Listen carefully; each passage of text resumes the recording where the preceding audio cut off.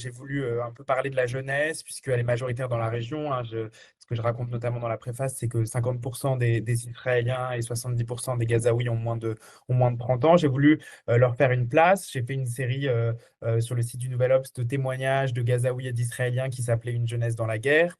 Et j'ai très vite constaté qu'en fait, presque aucun de ces témoignages ne parlait de l'autre ou me donnait l'impression de comprendre ce qui était en train de se passer de l'autre côté de la frontière. Et donc, je me suis demandé si un projet où l'un et l'autre lisaient les mots de l'autre pouvait fonctionner.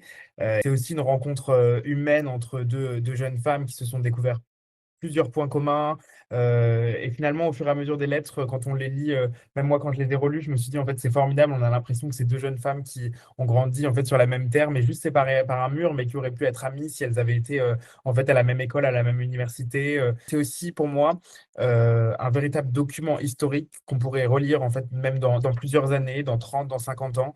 Elles nous décrivent ce qu'elles observent, ce qu'elles entendent avec des scènes très, très précises qui racontent vraiment la guerre. Michel, je me souviens d'une scène que Michel raconte à l'université. Ils ont voulu diffuser le film No Overland, qui a été oscarisé. Et il y a eu donc cette intervention par un groupe d'extrême droite qui a refusé que l'université diffuse ce film. Et puis Tala raconte aussi plusieurs scènes, dont une notamment où elle doit se rendre dans le nord alors qu'elle se trouve à Der El Bala. Elle monte donc dans un tuk-tuk, dans un bus, et elle doit choisir entre s'asseoir à la droite du bus où elle a vu donc sur tous les bâtiments en ruine, ou à gauche du bus où elle a vu sur la plage remplie en fait de milliers de tentes de réfugiés.